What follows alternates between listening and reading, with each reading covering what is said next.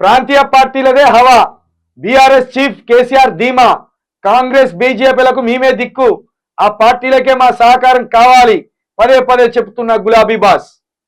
నిజమే కేసీఆర్ చెప్పేది.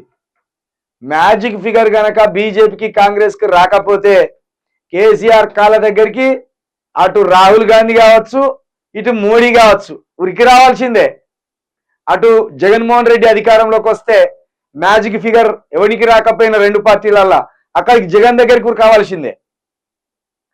ఇప్పుడు మాట్లాడతానులా ఫోన్ ట్యాపింగు, నా లొటల ట్యాపింగ్ అని మాట్లాడతాను కదా, ఫోన్ ట్యాపింగు, కాళేశ్వరము, లేకపోతే ఇంకోటి అని మాట్లాడతాను. ఇవన్నీ ఎగిరిపోతాయి ఒక్క దెబ్బతాయి. చూడండి మీరు, ఈ ఒక్కడని మాట్లాడితే ఒట్టిగా కేసీఆర్కు 10 సీట్లు కనుక వస్తే నీ ఫోన్ ట్యాపింగ్ కథ ఉండదు, నీ కాళేశ్వరం భాగవతం ఉండదు, ఇంకో ధరణి అనేది అది ఉండదు, ఏ కేసు ఉండదా. తెల్లార వరకు కవిత దగ్గరికి పోతారు. అమ్మ ఇక చాలు, మేము ఆడిన డ్రామా అయిపోయిందమ్మా, ఇక వాళ్ళకి ఆరతులు బట్టి కవితకు ఆరతులు బట్టి బయటికి తీసుకొని వస్తారు.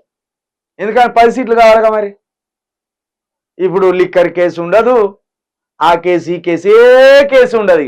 ఇక మన రేవంత్ రెడ్డి గారు తడిబట్ట వేసుకుంటారు తల మీద. ఏ కేసులు ఎక్కడి, మాకు మధ్య 1,00,000 పంచాయతీలు ఉంటాయి, ఎన్నో మాటలు అంటాం.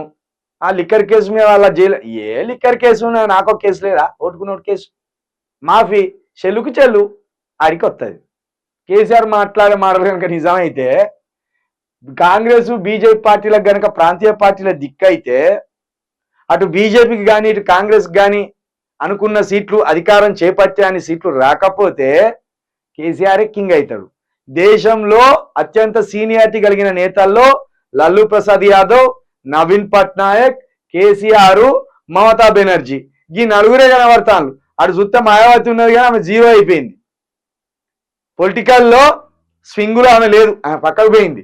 ఈ ఎంతసేపు దేశవ్యాప్తంగా కేసీఆర్, నవీన్ పట్నాయక్, లల్లు ప్రసాద్ యాదవ్, అదే విధంగా మమతా బెనర్జీ, వీళ్ళే నిప్పు పెడతాను ఢిల్లీకి ములికట్ట పెట్టుకొని ఎప్పటికప్పుడు పొడిచేది వీళ్ళే. బిడ్డ మీరే ఉన్నారు, ఒకడు కాకపోతే ఒకడు పాలిస్తారా మీరు ఈ దేశాన్ని?